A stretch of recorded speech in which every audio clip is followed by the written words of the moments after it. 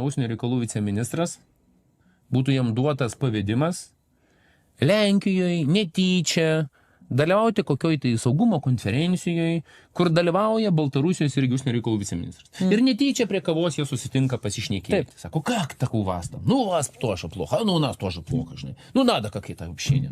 Nu, tai ką, sako, darom? Davai, sako, tu savo, kaip sakant, viršininkoje savo viršininkui. Davai pašnekam.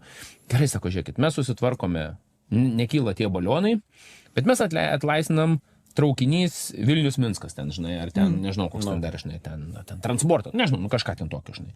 Aha, galim tai padaryti. Nu, pas manęs Lietuvoje kils skandalas, bet, žinai, aš padarysiu taip, sukėsiu influencerius, kad jie pariektų daugiau ant mane, žinai, suprantu, jie reikš labai stipriai, tada sakysiu, na, tai aš tikras šeimininkas, rūpinosi savo valstybę, vardan taikos, ryštus tam sprendimui. Jiems leidžiu su traukiniu iki Vilniaus davažiuoti, iki Akropolio apsipirkti, o jie leidžia mūsų furistus.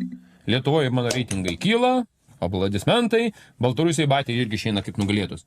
Jau senai galėjo tą padaryti. Galėjo.